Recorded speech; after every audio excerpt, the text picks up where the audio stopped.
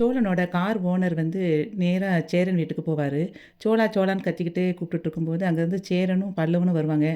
என்னண்ணே அப்படின்னு சொல்லி கேட்கும்போது, "உன் தம்பி சோழன் எங்கப்பா?" அப்படின்னு சொல்லி கேட்பாரு. அதுக்கு அவன் சேரன் சொல்லுவான், "நீங்க தானண்ணா வேலை விஷயமா வெளியூருக்கு அனுப்பியிருக்கீங்க" அப்படின்னு சொல்லி சொல்லுவான். அதுக்கு வந்து அவரு ஓனர் சொல்லுவாரு, "ஏன்பா அவன வெளியூருக்கு வேலைக்கு அனுப்புனா, அந்த வேலை செய்ற வீட்ட பொண்ண வந்து இழுத்துட்டு வந்துட்டான்.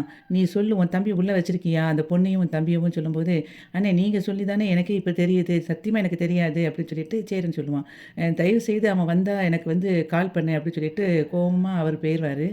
சோழனும் நிலாவும் நேரா போலீஸ் ஸ்டேஷனுக்கு போவாங்க. அங்க போலீஸ்ட்ட போய் சொல்லுவான் சோழன், "எங்கள வந்து கொல்ல வராங்க சார். நீங்க கொஞ்சம் காப்பாத்துங்க எங்கள ப்ளீஸ்" அப்படின்னு சொல்லிட்டு கெஞ்சி கேட்பான். "யாருப்பா உங்கள கொல்ல வரான்னு" சொல்லிட்டு இருக்கும்போதே, அந்த ரவுடிங்க எல்லாம் உள்ள வருவாங்க. "ஓ! இவங்க தான் உங்கள கொல்ல வராங்களா? என்ன விஷயம்?" அப்படின்னு சொல்லி கேட்டுட்டு இருப்பான் அந்த போலீஸ்காரன். நிலாவோட அப்பாவும், தாஸும் அதுக்கப்புறம் நேரா போலீஸ் ஸ்டேஷன் வாசல்ல நிக்கும்போது, அங்க பின்னாடியே அதுக்கப்புறம் சூர்யாவும் வருவான். "எனக்கு முன்னாடி நீங்க வந்துட்டீங்களா?" அப்படின்னு கேட்டுட்டு இருக்கும்போதே, "உள்ள வாங்க" அப்படின்னு சொல்லிட்டு எல்லாரும் சேர்ந்து உள்ள போவாங்க.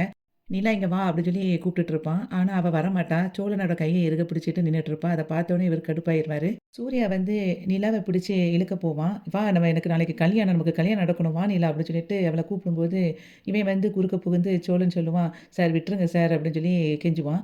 அத பார்த்த உடனே அவன் கோவப்பட்டு அவன பிடிச்சு நல்லா அடிக்க ஆரம்பிச்சுருவான் சோழன.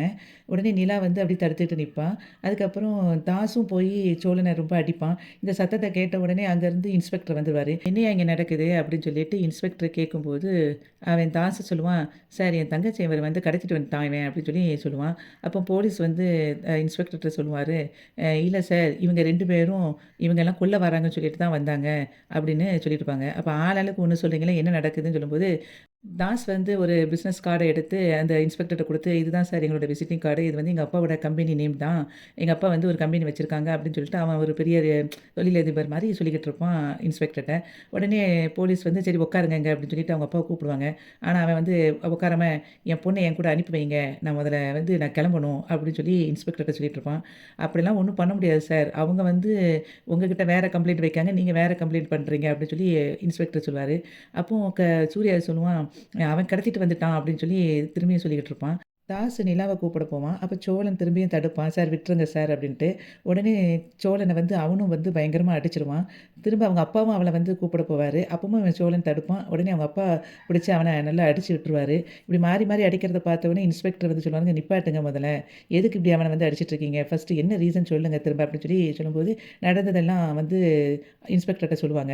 அப்போ அவரு கேட்பாரு நிலாவ பார்த்துட்டு, "ஏம்மா இவன் வந்து உன்ன கடத்திட்டு வந்தானா? நீ அத சொல்லு" அப்படின்னு சொல்லி சொல்லும்போது, இவ அப்படியே அமைதியாவே இருப்பா.